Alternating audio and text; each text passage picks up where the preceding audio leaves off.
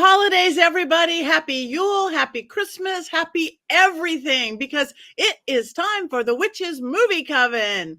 Yay! You see, we have a little bit of a theme going today. So welcome. My name is Patti Negri. I am one of your hosts. This is my particular Black Phillip. I'm going to let everybody, like we did last week, introduce themselves, starting with the beautiful and handsome and dapper Richard-Lael. Hello, everybody. Richard-Lael is one name, not two. If I were just Richard. Anyway, I am the gentleman psychic, and it is so lovely to see my Coven family and you. Hello and welcome. Thank you. Jason. Happy Yule. It's so great to be doing this special show where we get to talk about all of our favorite little extra special things. Thank you so much. Heather. Hi, I'm having internet problems tonight. I have all my children home, and I've already had to chase them off of all of their gaming and Wi-Fi. It's the holiday season, so it's a little crazy in the house right now. So I apologize if I freeze up a lot tonight. But here I am, and I'm happy to celebrate Yule and the holidays with everybody and our special guest as well tonight. Yes, indeed. You may see that our beautiful Courtney Buckley is not here, but in her stead, we have the fabulous, always funny, always well-dressed Chad. Welcome, Chad. Introduce yourself. Can you all see me? Can you all hear me? I'm also having internet issues, but... we can see you. We can hear you. Mother Nature suddenly remembered that LA exists, and so we're getting covered in a torrential downpour at the moment. But I am the internationally ignored costume designer, Chad Hatter, and I'm very, very happy to be here this evening. Thank you. We are thrilled to have you. Now, this week is different. We'll see how it goes. Instead of doing A1 film or A1 television show, we were all bringing in our favorite or one of our favorite TV specials or holiday specials. That was not easy for this Libra to have to pick something on her own. So we're not going to start with me. But this is a time of year that I think that people really do have specials. We watch this every year. We do this every year. So I don't know. Does somebody want to jump right in? I'll go first. Please do. I will definitely go first because... So much fear. Any fool to go about with Merry Christmas upon his lips should be boiled in his own pudding and buried with a stake of holly through his heart. Humbug, I say. Bah! Humbug. Humbug, uncle.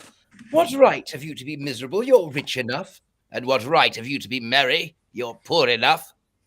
Anyway, my start off is, of course, A Christmas Carol.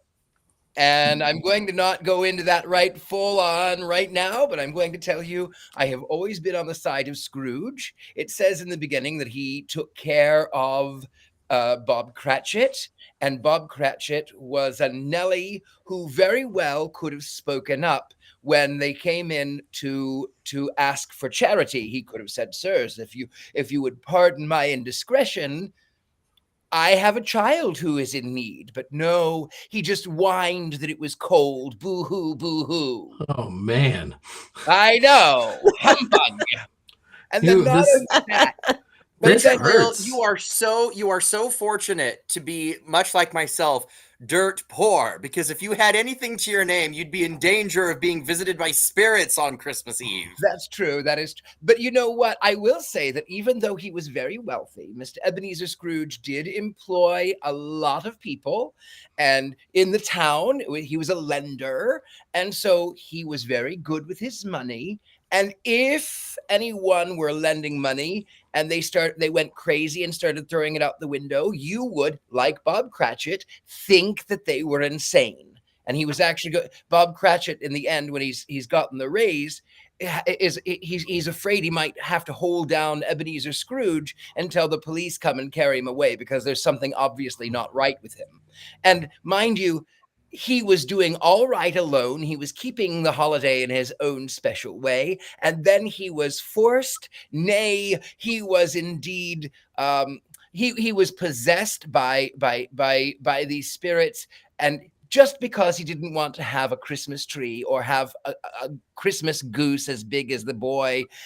He was seen as an old miser. And so what? Leave him alone. Let him celebrate in his own way. I wish I had the foresight to make a large amount of popcorn so that while you were ranting, I could have just reached out of screen and brought up a bucket and just sat here watching you go off the rails.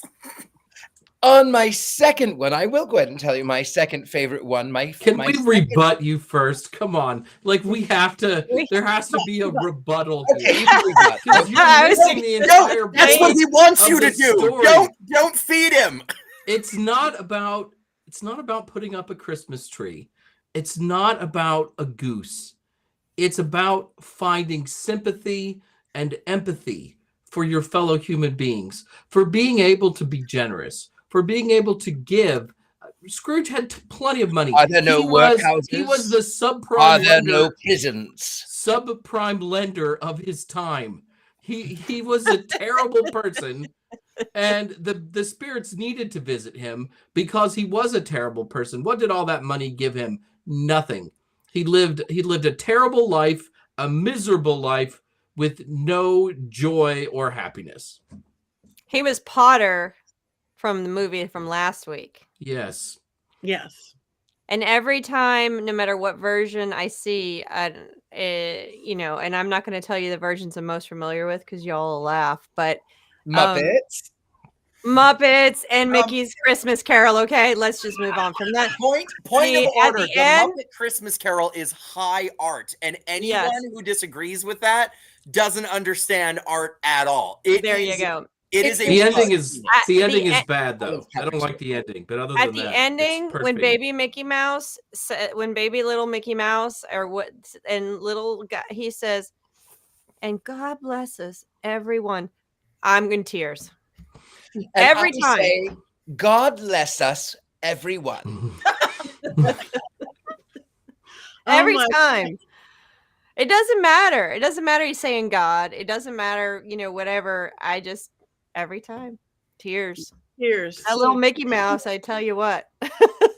Humanity, Mr. Scrooge, can I please have a raise, Mr. Scrooge? I mean, like, how can your heart not melt when you hear that voice? He could have gotten another job. He was paid well enough. Why do you think that Ebenezer kept him around? Anybody could have done his job. Ebenezer was employing that lazy fool. Oh boy. Bob Cratchit was clearly good at his job, and he became a partner at the end. You don't just give partnership to somebody who's bad at their job or easily replaceable.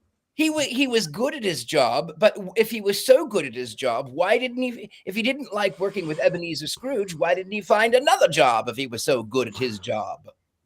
I don't think there were a whole lot of like opportunities in 1841 London. I mean, you're happy to work, right? You're happy to have a job, but you should be paid in a way that compensates you for your skills and your time and your expertise in lending money. Always the oldest profession in history, and I'm not going to tell you what that is. If you wanted to get paid more, I'm certain that there were some Londoners who would have paid top dollar for that. Richard-Lael, we've suddenly entered Les Miserables, I think. You know, Heather, what they say. You know what they say, Heather? Lame is as lame does.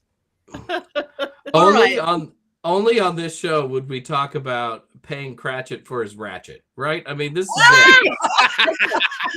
Before I'm taking over before we fall, because Black Phillip is getting so upset. Before we go further down this rabbit hole of Les Mis, my Black Phillip got so envious seeing Heather's Black Phillip, he had to go get a hat immediately.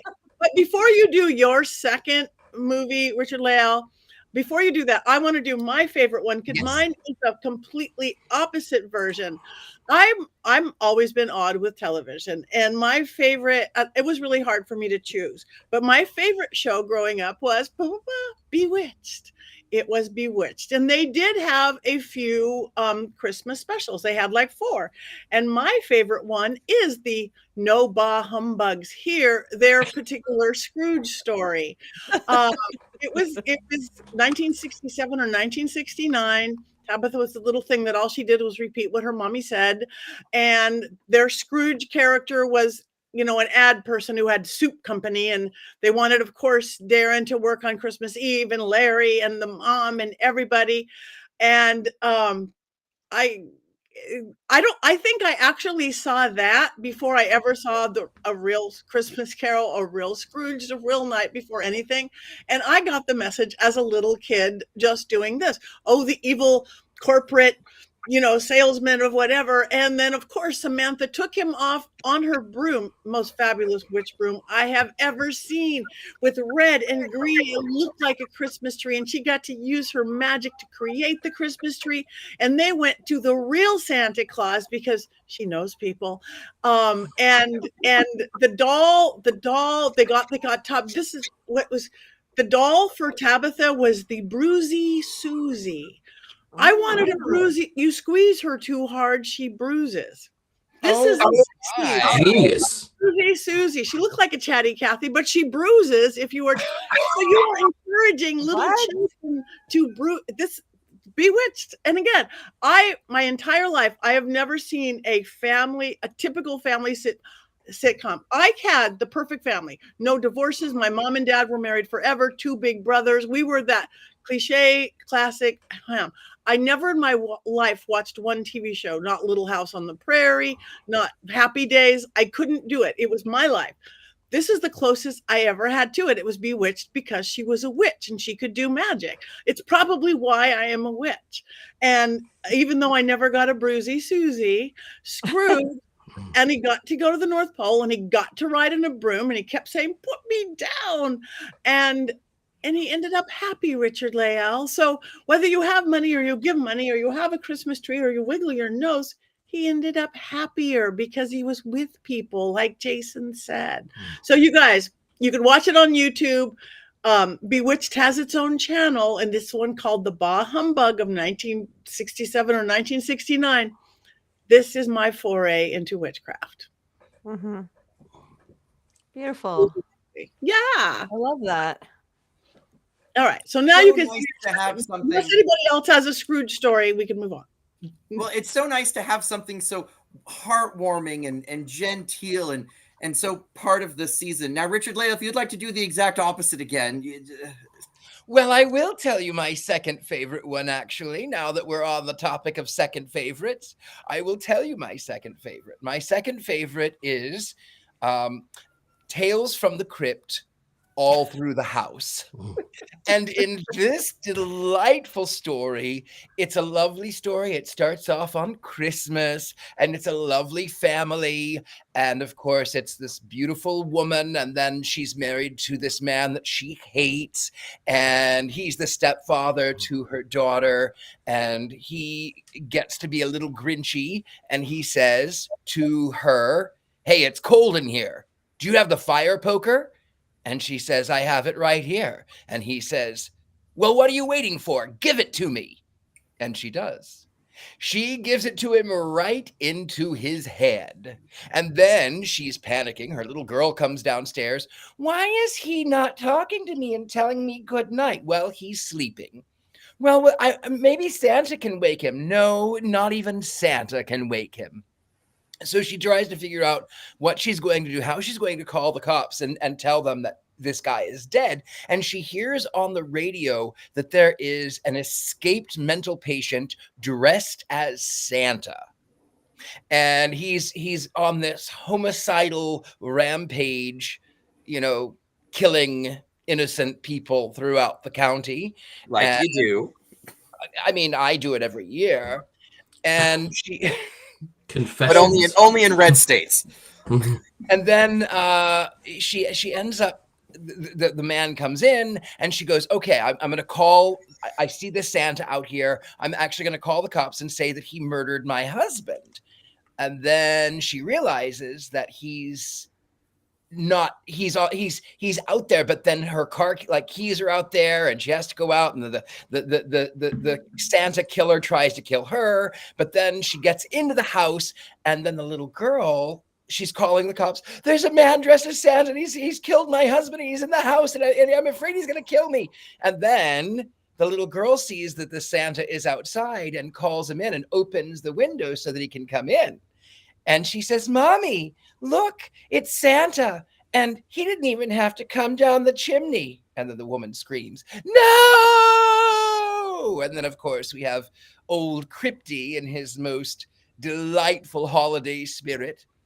And he talks about, what was his joke? I think he said something along the lines of, he says,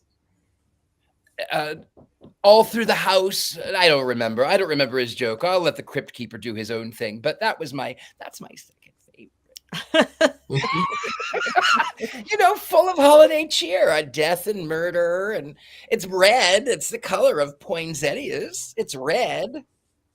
I'm reminded of a line from Roald Dahl where he talks about how there's a fine line between tragedy and comedy, and that the line is just it's like the width of a hair, because he says, if a woman murders her husband by hitting him over the head, that's tragedy. If she hit him over the head with a frozen leg of mutton, now it's starting to get a little funny. But if she then cooks and serves that leg of mutton to the two police officers who show up wondering where her husband has gone, now it's comedy. And in the words of, I believe it was Woody Allen, is comedy is tragedy plus time. But that has nothing to do with our Christmas cheer that we're talking tonight about. And so I am going to deflect. Christmas. I mean, Richard-Lael has been so cheerful, and so I'm gonna deflect. So I've got a couple of things to share, but first, I guess I'm going to share my most favorite Christmas show growing up, and that is Emmett Otter's Jug Band Christmas, hands down. Oh, so good. Bravo. I can sing every song Heather. there. Every song. What is it I have called? watched it. What was that? What is it called? Emmett Otter's. There they are. Yeah. Look at those birdies up in the tree. Wait, I got a quote. I'm channeling Courtney. Hang on for a second. I've never seen this. Do you have mashed potatoes? Up in the tree. We're not birdies. We're a jug band. That is them. This is the best Christmas show ever. Richard-Lael, if you ever get the chance to watch it, you should, because, and I'm not going to give away any spoilers, but there is a frog that is a character in this, or is he a toad? I think he's a frog. I think he's a bullfrog. The one in the band, or the one with the top hat. The mayor. Yeah, so there's a frog who dresses like you would like to see the world dress. That's Doc Bullfrog. He owns See what I did there? inn and restaurant. And he's the mayor, isn't he? Also no, he's the mayor? not the mayor, though. Oh, I Fox thought he was is the the mayor. I just watched it the other day because it is one of the best holiday specials of all time. It has a Wind in the Willows feel to it, with Jim Henson's creativity, and the songs are beautiful, and I can sing every single one of them, which I will not do tonight, but I can sing. But they were part of my repertoire every single holiday. So I'm going to lay that right there, laying that out one. And let me just tell you, one time they decided several years back that they were going to air this across the country on the big screen. And during the holiday season, it was sometime like early December. They said, Emmett Otter's Jug Band Christmas anniversary special, come to the theaters. We went to the theater, and the theaters, we went to see it. Family, 6 of us, sitting there waiting. And then the camera, whatever, the new construction broke, and we never got to see it, which was still a scar in our life. But if you ever get the chance to see the stage show, because they have made it into a Broadway musical, it is very charming, and they've filled it out with more music, and they've rounded out the script a little bit more, and it's very charming. It is so good. It is so good on so many levels. So I'm going to just list, watching Christmas specials growing up was a huge deal for our family. Like Christmas time, I grew up, my family is Jewish. My family also is split because I had family that I have Christian family as well, or something. I don't know what they are. Family, Christian origin family. So we had a Christmas tree and we celebrated mostly with Jewish people, and there was Yule and there was I mean, it was all kinds of stuff. So watching Christmas carols and being with family was a huge deal for us. So we watched them when they came on, because back in the 70s and 80s, you couldn't download them and stream them whenever you want. You had to watch them when they came on, and that was a huge deal. When I remember when John Denver and the Muppets special came on, and yes, I'm dating myself big time here because I love John Denver and I love the Muppets. So that, and I had that record, we had that record and played it. When that came on, you watched it. When Rudolph the Red-Nosed Reindeer came on, you watched it. And that was it. And that was part of our lineup going all the way through the season. So these shows were a massive part of and then when I had kids, we could DVR them, and we would DVR them, and then we would watch them. And my daughter just recently said to me, when are we watching the Christmas shows? When are we going to watch Emmett Otters? I think she's probably the only 16-year-old that knows what Emmett Otters is. So this is my favorite. Rudolph and the Rankin Bass, and those are definitely going to be my second, I don't know, Year Without a Santa Claus. Santa Claus is coming to town, Rudolph. And then, of course, Charlie Brown. I mean, I'll watch any of them. I'll even watch the newer ones. I have the Prep and Landings we watch. I mean, whatever. But I love the old ones that I grew up with. Those are special.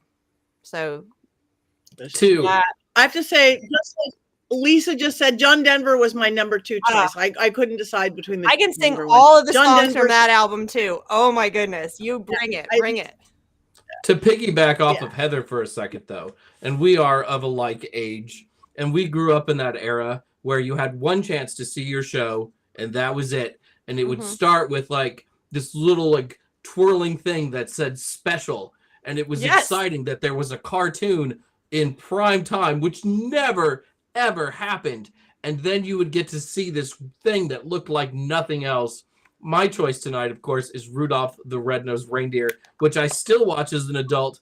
And I remember as a kid being excited about it, but then the next day you would go and wait for the bus, and all the other kids would be like, did you watch Rudolph last night? And of course you were like, of course I watched Rudolph. It was great. Is his name Herbie or Hermie? All I know is that elf wants to be a dentist. Right? I love that gay little elf. Yes, I wanted to be him. I wanted to be that gay little elf. But and also the Island of Misfit Toys, like a cowboy who rides an ostrich, a squirt gun that shoots jelly. The sadness of those toys not being able to go to children, and then Rudolph keeping his promise and Santa swooping in at the last minute and taking them out on Christmas Eve. Which, by the way, as a scholar on the Rudolph the Red-Nosed Reindeer special, was not in the original airing, and there was a crying out of the public, what about the Misfit Toys? And they made a special scene the next year showing the toys getting picked up. That is fabulous. It is, isn't it? And it's so great, and the songs are so good. Did you hear that, Richard-Lael? People were and unhappy. I can sing all of those too, Jason. Yeah. They were very unhappy. Every song is so good in Rudolph. Every song. All the Rankin Bass stuff, with the exception of The Night Before Christmas with the creepy mice making clocks. They're all so good. Oh, yeah. The Heat Miser and the Coal Miser. Yeah. I mean, and the first shared universe, forget the Avengers. What about Rudolph and Frosty's Christmas in July, where you got the original voice of Rudolph and the original voice of Frosty, boom, together like a team up. That was amazing when I was a child. Nobody watches that one, but I still do because I'm a broken person, and I totally will admit it. Also, Rudolph's Shiny New Year. There's a whole Rudolph universe out there. I love a whole Rudolph universe for everyone to explore. And that gay elf. The elf is awesome. The elf is awesome. Yeah, a couple of misfits. I love it. Holidays are varied. Okay, Chad, Mr. Chad Hatter. I don't think you've given us any of your wisdom. I haven't. I don't have a rant or a bunch of unhappy people like Richard-Lael has. But I do have some things to contribute that are kind of a little more. One is a bit more on the obscure side of things. in the 1980s, my favorite author illustrator, Maurice Sendak, was asked to design a production of The Nutcracker by Kent Stowell, who at the time was the art director for the Pacific Northwest Ballet. And he turned it down. He said, it's too saccharine.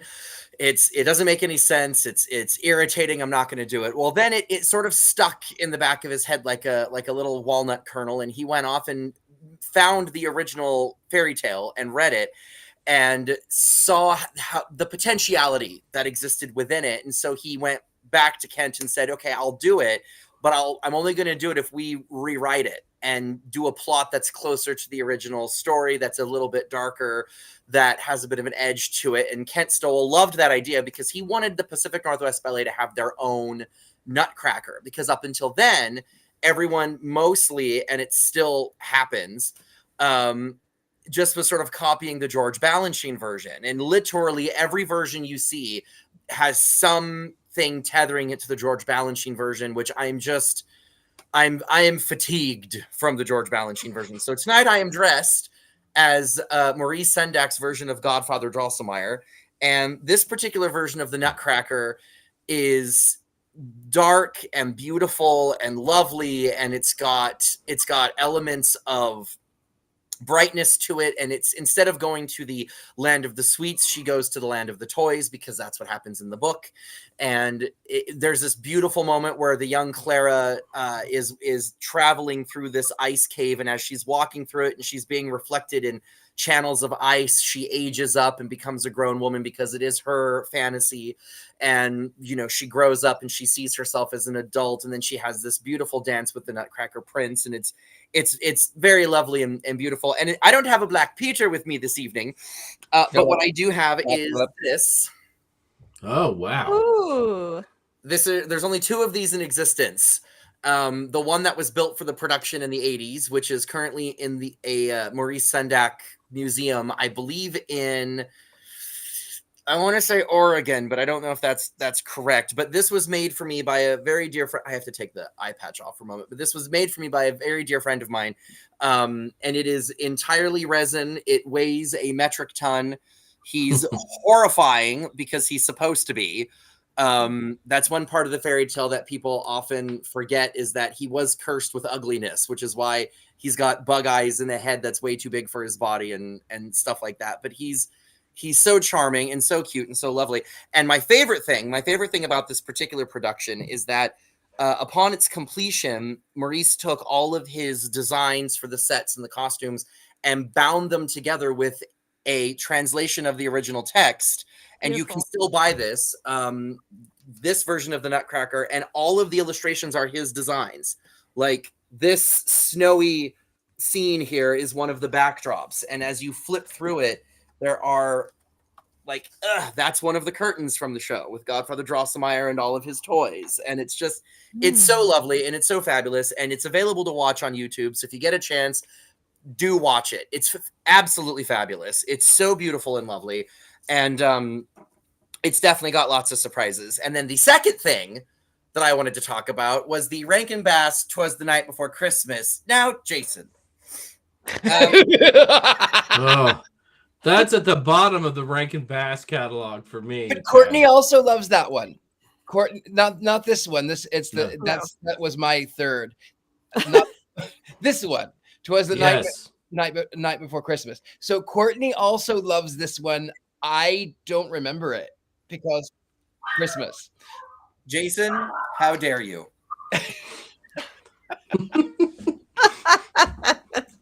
When you said there was this moment where this light went off in Richard-Lael's eyes, and this little twinkle that said, "Oh, they're going to fight, and I get to watch." I will. You know what I'll also throw out about that one? One of the things about Rankin Bass ones, which was so much fun, was the stop motion animation, right? Correct, and so this one does not have stop motion animation, which really kind of, I think, lessens it, because that's kind of what you expect at Christmas, because it's different, and that's what all the other ones were. Also, isn't it like the son who breaks the clock? He's a grade A jerk, right? It's hard to watch. are think he elements froze. of it that there he are is. kind of, oh, okay. There are elements of it that are kind of depressing because you're right. The youngest son of the mouse family. Oh, the movie follows this one family, Jonathan Trundle and his kids and his wife, and they're very poor, and he's a clockmaker in this, this everywhere where they live. And one year at Christmas, all of the kids' Christmas letters get returned. And no one knows why. Santa, for whatever reason, just wrote return to sender on all of them. And they're trying to figure out what's going on. Well, Jonathan Trundle, there's a mouse family that lives in the walls of his house there that are also quite poor. And so they do what all mice would do in this situation, which is they call the North Pole to find out what's going on. And a mouse operator answers at the North Pole and is like, your letters were sent back to you because of the letter that you wrote saying that Santa is a fraudulent myth. And they say, what are you talking about? And he reads this letter and it's full of big words. And the mouse father realizes that it was written by his youngest son, who is an academic and who is a sociopath. And so his name is Richard-Lael. And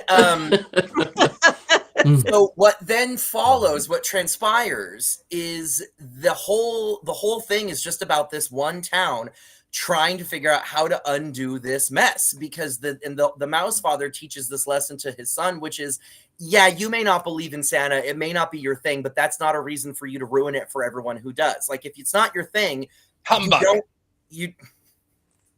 but there's this beautiful musical number where he sings about, oh God, like there's more to the world than meets the eye. If doubt's in your mind, give your heart a try. Let up a little on the wonder why and give your heart a try. And it's a beautifully animated sequence. For a lot of the animated features that came out at the time, this one's particularly good because the animation, they really took their time with it, and it's not jittery and janky like older animated specials tend to be, because you watch The Grinch and you can see the pencil strokes in it, but this one doesn't have all of that. And this was before computerized animation was a thing.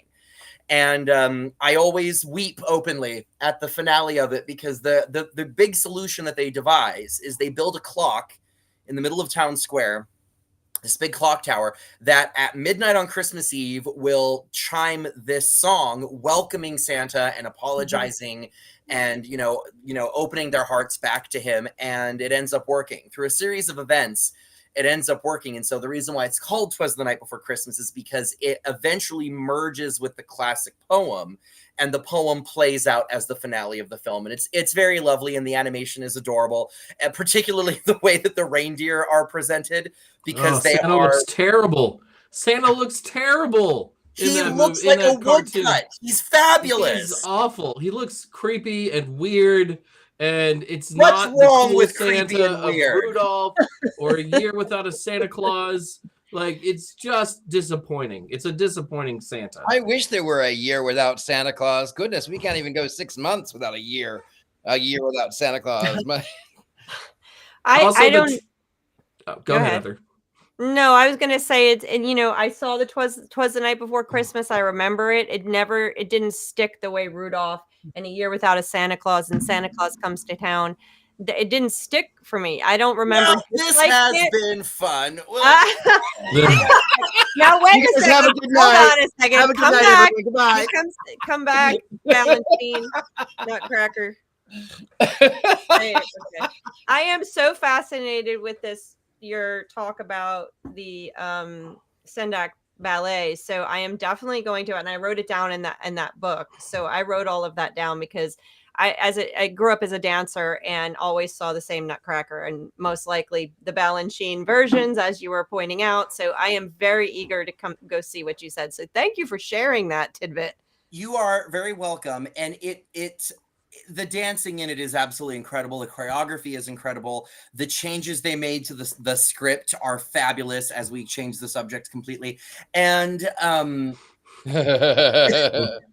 the other thing about it is, if you've read the story and you know the story, you're going to get so much more out of it. So if you ever get the chance to read the original text by E.T. Hoffman, I highly recommend it. It's fabulous.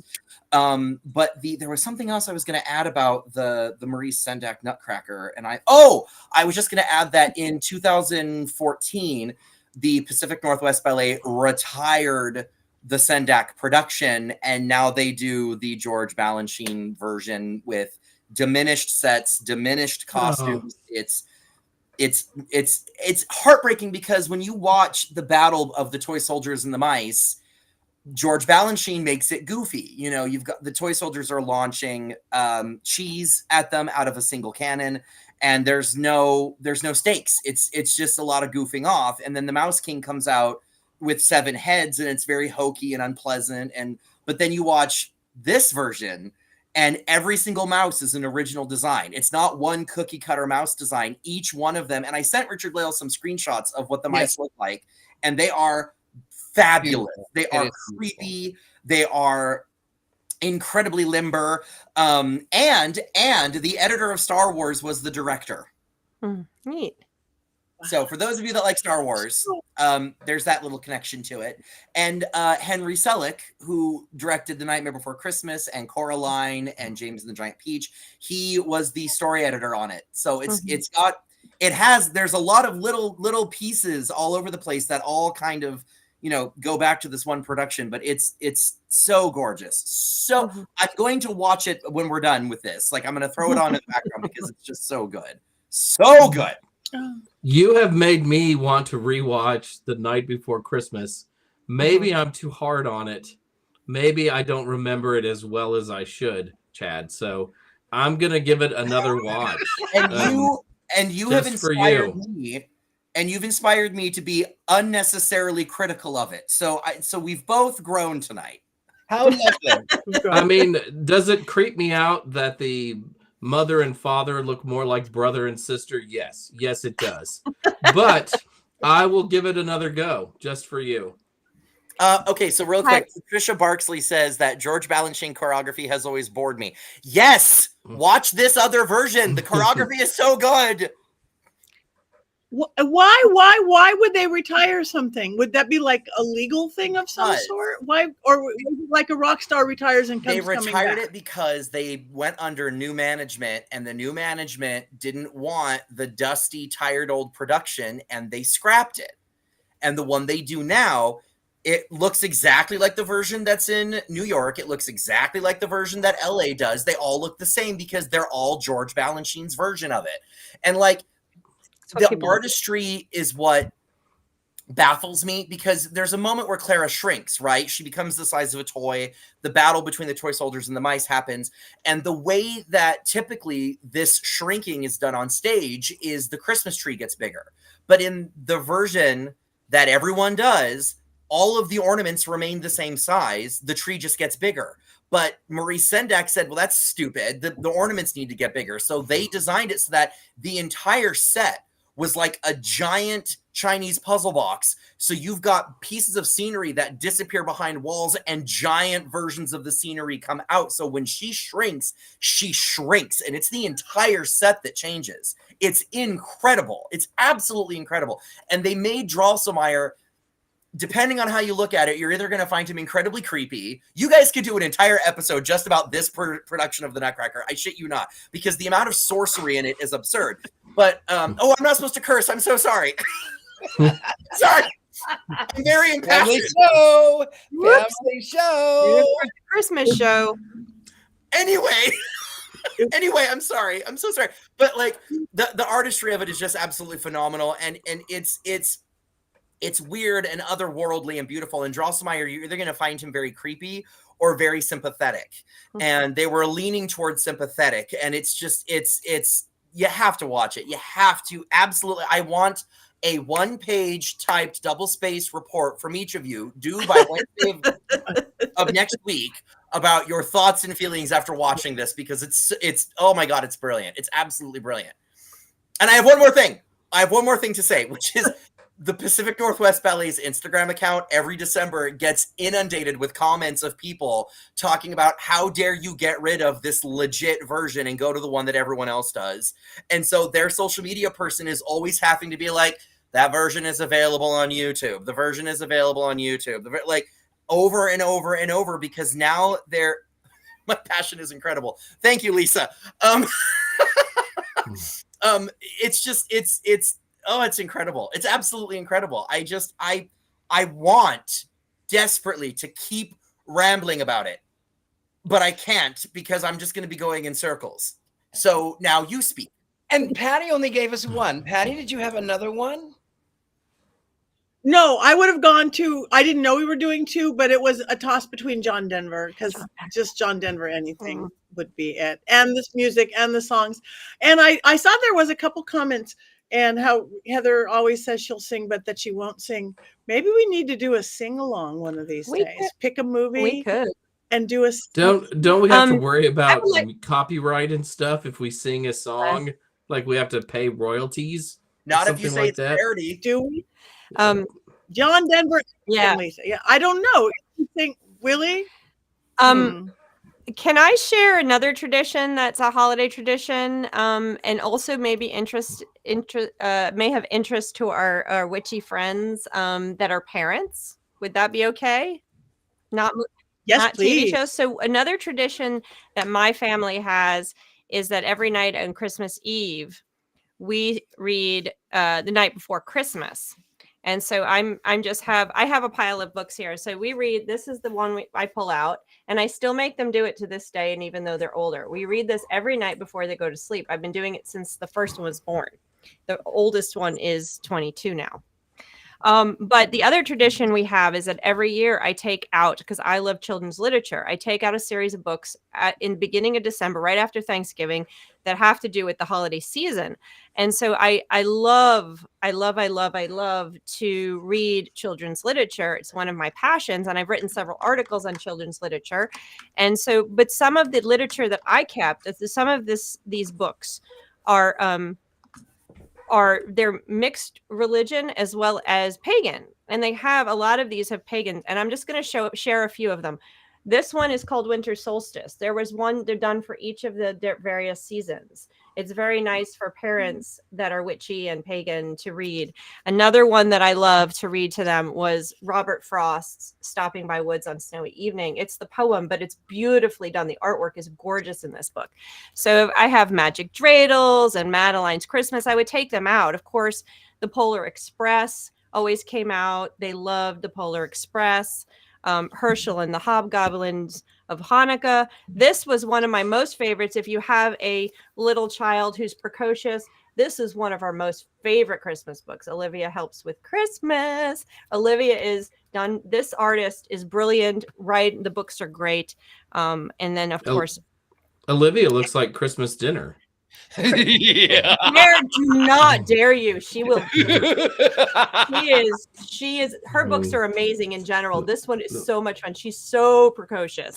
I love Olivia books. Carving his way through everybody tonight, isn't he? She is so bacon. Right here. Merry Christmas, you filthy animal. Another brilliant children's writer and artist is Eric Carle, who died in the last few years. Brilliant books, great for pagans. Lots of nature books, lots of animals, lots of stuff. Dream Snow. This is a beautiful book. And then, so we would take these out, and I, as a parent and also the daughter of an elementary school teacher, save these books, keep them away, and right when the seasons change, take your season books out. It's another way of really reflecting the seasons. And I would do that with them all year long. I take the spring books out, the summer books out to teach them about the seasonals. But this was a particularly special thing. So along with this and the shows, that's one of the ways we celebrate until still to this day. Then these books, I have them, so that's another thing that we did that was really special and just made the coming together of family. And that's what I try to do. That is beautiful. And that is a helpful hint for our beautiful audience. Not having children, I do that with the animal plush toys for Willow. She has yes, that is my movie or TV.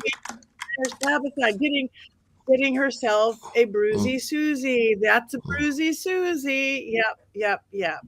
So I have seasonal plush toys that Willow gets. We take away the Santa Clauses and we bring them back. So it's like a new toy every year.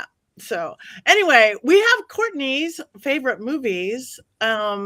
Who knows more about them than I do? The Grinch. Yeah, she has The Grinch Who Stole Christmas and A Year Without Santa Claus. I only know about The Grinch. I don't know about The Year Without Santa Claus because I am a Grinch. I can cover The Year Without a Santa Claus if need be. I think Jason and I could probably tag team it very easily. Yes. No. The Grinch. I actually have the book The Grinch too. That's a classic. I mean, we all know The Grinch clearly. Yeah, everyone knows The Grinch. Yeah, what a great book. So when people ask me about like you're a witch and you celebrate Christmas, Jason, that just seems so wrong. Like that's only a Christian holiday. And then I come back to things like A Year Without a Santa Claus and Rudolph the Red-Nosed Reindeer and how tenuous Christmas always is and how close Santa is every year to canceling the holiday. It just makes me think that obviously the holiday then is only really about Santa and presents, and those are for everybody, right? Mm-hmm. Exactly. And everything we celebrate about Christmas is really not very much of it the Christian stuff. I mean, it's really the more pagan stuff. The trees, the Santa Claus, the saint. I mean, that's way more pagan than Jesus in the desert, right? And growing up with a mixture of different religious experiences and not having, any specific. I mean, every Christmas Eve was with the family. Christmas Day, we had a bunch of people that were Jewish over, and we had the Christmas tree and stuff like that. And it's because I started calling it Peacemas when I was older, but I never saw it as particularly Christian because that's not who we were. My family was never that. So I don't have a problem with that crossover with the pagan. I'm like, it feels the same. It feels right. So it's a big gooey mess of holiday stuff, right? And you can love it or not love it if you're Richard-Lael, and that's fine. I don't love it. I call it Xmas because it makes me laugh. I only call it Xmas. What about Festivus? What about Festivus, Richard-Lael? You know what? I didn't like Seinfeld. Okay. Well, you're a mean one, Richard-Lael. I didn't like You're a mean one. All right, back to a tag team Courtney's movies. So The Year Without Santa Claus is fabulous for a myriad of reasons, if for no other reason other than how absurdly campy it is. Because it is very campy, particularly the Miser brothers who are in charge of they're the best. They are the best. They have a musical number that has just wormed its way into pop culture. It was referenced in Batman and Robin with Mr. Freeze. The Year Without a Santa Claus also had a ghastly remake that was live action starring John Goodman as Santa. The budget was like $10 on it. If you ever want to be mortified, it's also on YouTube. I recommend, if you really want something to hate, go watch that. The only redeeming thing about it is that Harvey Fierstein is Heat Miser, and he's doing his absolute best with what they've given him, which is not much. And also, like, there's Mother Nature has a big role in The Year Without a Santa Claus, which is really cool. And Mickey Rooney is the voice of Santa Claus. And he kind of then takes that over in all of the subsequent specials. Like he shows up a lot after that and all the Rankin Bass stuff. Well, and you mentioned the Rankin Bass, and there really was one. It started off with Rudolph, and then they began to tweak it because eventually even the designs of like their court, like the design of Santa changed, and then they stuck with that design, and the design of the environments changed, and they stuck with that. And I mean, Rudolph's Shiny New Year is a really good example of sort of them having all these different, because like even though there's some contradictory ones, because their origin story for Santa is nothing like the L. Frank Baum, who wrote The Wizard of Oz. His origin story for Santa, they also made into a movie, which is so pagan and weird. It's amazing. That one is just so cool. Like, and I have this council of pagan elders, like, are we going to make Santa Claus immortal? And I'm like, yes, make Santa Claus immortal. It's so good. So I have to say, L. Frank Baum's names for the reindeer are, in my opinion, superior to the ones from 'Twas the Night Before Christmas, which they do predate by about 40 years. But L. Frank Baum's reindeer names are way better, like so better. Now you're going to ask me what they are, and I don't know. So give me 2 seconds. We are going to ask you what they are. Give me 2 seconds to Google so I get them right, because there's 3 or 4 that I always get wrong. While you're Googling it, while you're looking up that, why don't we, Jason has a movie minute. Why don't we let Jason do your movie minute? I do. Do you have the names, Chad? I will in a moment. All right, I'll stall. I'll do the movie minute. So this one's a little different than it usually is because I'm gonna tackle a couple of different things, and it just really plays into my nostalgia. Ah, yes, the holiday specials of my youth. How broken they all are. As much as I love Rudolph the Red-Nosed Reindeer and all of those songs are boss, the North Pole is a completely messed up place. Even Santa belittles Rudolph for his red nose, back when Rudolph was a freaking baby deer, no less. And judging how the other elves treat Hermie the elf, it's clear that every elf at the North Pole has both gingivitis and wears dentures. Seriously, no dentists for hundreds of years. Think of the bad breath. And then there's the misogyny. When Rudolph's mom, who was only referred to as Mrs. Donner, wants to go looking for her lost son with Clarice, Rudolph's bae, Donner forbids it and says, "No, this is man's work." Seriously? And then there's my favorite line. They were all very sad at the loss of their friend, but they realized that the best thing to do was to get the women back to Christmas Town, which is said right after Yukon Cornelius and the Bumble fall over a cliff. That's nuts, right? Do the men want to live out in the wilderness while only the women seek a warm mug of hot chocolate? At least the other reindeer are eventually nice to Rudolph. So, yay for learning, I guess? And in nature, by the way, only female reindeer have antlers on December 25th. But the does at the North Pole are forbidden from joining in any reindeer games. Speaking of games, cowboys who ride ostriches are the coolest cowboys, and squirt guns that squirt jelly are far superior to ones that only shoot water. Misfit toys? I think not. How about the coolest toys? Of course, Rudolph's problems pale in comparison to what's going on in A Charlie Brown Christmas. Are the adults in Charlie Brown Town unaware of the separation of church and state? Why does Pigpen never bathe? What do all the Jewish, Muslim, pagan, and atheist kids do during the school play? Where the heck is Santa Claus? At least the jazzy score is pretty cool and is perhaps the only redeeming feature of the entire special. Which brings me to a personal favorite, Emmett Otter's Jug Band Christmas. Are Heather and I the only people who have ever seen this special? Why is the rest of the world not equally enchanted by destitute otters who wander around without any pants on? Oh, the world does not make sense to me. But how I love the terrible Christmas specials because you remind me of my childhood oh so much. And is there any better time of year for acting like a child than Yuletide? Yay! Beautiful minute. A beautiful minute. Thank you. All right, Chad. Okay, so in L. Frank Baum's text, there are not 8 reindeer, there are 10. So that's the first major change. Their names are Glossy, Flossy, Racer, Pacer, Reckless, Speckless, Fearless, Peerless, Ready, and Steady. I think I danced with those when I was in Vegas. I was a dancer too, but I took my clothes off.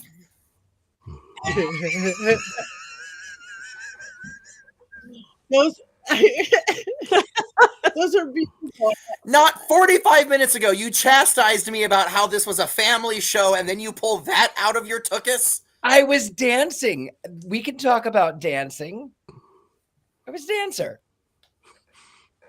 With your clothes Anyway, what's really great about, speaking of universes and cinematic universes and stuff like that, L. Frank Baum had one as well, because in Ozma of Oz, Santa is, well, his version of Santa is one of the guests at Ozma's birthday party, which is really great. And then when he shows up, he ends up having no way to get home, and so the wizard builds this contraption that blows giant bubbles, and that's how he gets back to the North Pole, him and all of his fairies and brownies and elves that go with him. And then that's where, in the original MGM film, that's where Glinda traveling by bubble comes from. It is within the text. Oh, that makes me happy. Thank You're welcome. you. It also means that anyone can have anyone travel by bubble, and MGM can't go after them for it because it's in the text. So That's how Wicked got away with it. Fun fact was that MGM went after them and sued them. And so the reason why the Wicked stage show, this is way off topic, but the reason why the Wicked stage show looks the way it does is because they had to resemble but be legally distinct from the MGM film. And the one thing that connects them is that there's a certain pair of shoes that turn red-ish, but Glinda traveling by Bubble is within the original canon of the books. And so they were able to get away with it. But if you watch carefully, there's lots of verbiage in Wicked that is close to MGM, but is not, because MGM owns Follow the Yellow Brick Road, cannot be uttered on stage without paying them a royalty. Fun fact. Yeah, isn't that horrendous? But anyway. Wow, thank you. All right, now we're getting to the point where we're usually wands up and wands down, but how about we wands up or wands down on Xmas? You're just looking for an excuse to ramble on about how much you go ahead and put your wand down, get it out of the way. Yeah, there. Yeah. All right, we're going to wands up or wands down on Christmas. Yuletide. Great, wands up. Wands Yule is down. the best season of the year. It's lovely. It's delightful. It's a time to spend with family and friends, to be thankful for what you have and to share what you have with others. Bah humbug to those who would say bah humbug to this season. I'm for that. Yes. I'm absolutely for that. So mote it be. So mote it be. Happy Yule, everybody. Happy Christmas. New Year's coming. It is. We are right at the solstice. Minutes away, right? Minutes away. Oh, wow. From the night, shortest day of the year. Is anybody doing any specific, since we are a witchy group and we have a couple minutes, is anybody doing a specific anything with their family or ritual that they do for the winter solstice? Yeah, we're go ahead. No, I just was going to say this isn't really a ritual per se, but there is one thing that is part of my holiday decor that I always try to have out by the solstice, and that's La Befana's broomstick, which is, I have got an array of brooms that are out during October and Halloween, but there's one that is specifically for La Befana, and so that goes by the fireplace on the solstice. So beautiful. Thank you. We're Heather? doing our light family. We do a family light ritual celebration at the Sabbats that I've been doing with the children and everyone this year. So ours is kind of, we're trying to wedge it in between moving and everybody going here and there and everywhere now that everyone's older. So we will be doing that, and a special tarot reading for the new year as well. I'm going to be sharing with them. So that's going to be a fun one where everyone participates and laughs and gets ready for 2024. That is beautiful. Year of the Dragon next year, making me very happy. Wood Dragon coming in. Yeah, I'm actually I'm tonight in a few hours, I will be starting my solstice with the vampires, the Vampire Witch solstice at Bordner's, the oldest bar in Hollywood. You got to celebrate where you celebrate. Yeah. Does anybody have anything coming up that they want to talk about? I don't have anything until Hanover Tavern Paracon in Virginia, January 18, 19, 20. It's a fundraiser. It's really great. Come on down if anybody wants to. Lots of cool people there. Anybody else? Yes, Robert Hicks asks us what next week's Coven will be. Does anyone know? I am going to tell you in 1 second. Thank you, Robert Hicks. It's the Nutcracker as designed, but no.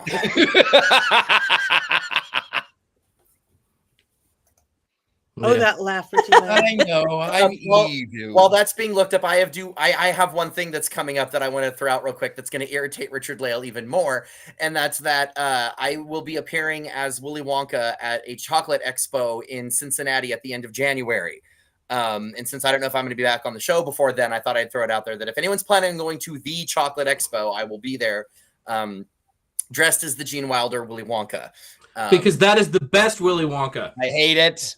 Yes. Humbug. Bah humbug. I have the movie, and it is definitely one appropriate for because we're getting close to someone's birthday, and someone chose the movie for next week, and it is The Omen. Oh, Happy New Year, everyone. Happy New Year, everyone. I love The Omen. It's such a great one. And the soundtrack is amazing. anyway, we can talk about that next week. That's next week. We Because will also talk it's about my, it next week. this is my birthday I- next week, and we are going to be doing a live New Year's Eve celebration. So you want to come and find me, and we'll have some guests and maybe some people here. I don't know, we haven't really asked, but we have some people here who may be able to show up on that night, and I would celebrate that. My birthday is Saturday. Chad's birthday. Capricorns. Dad. Woo! Jason's birthday is coming up. Jason's is January 4th. 4th, yeah. Wow. Parties for Hail the everybody. goats. That is. I'm sorry. I'm still stuck at anything called a chocolate expo. I want to Really? chocolate expo. That sounds better than any parrot. does. Seems fair. Okay. All right. It is time. But it's not a day to cackle, right? It's the day to ho, ho, ho. Oh, we are getting ourselves with trouble. But here we go. 1, 2, 3. You'll shoot your eye out, kid.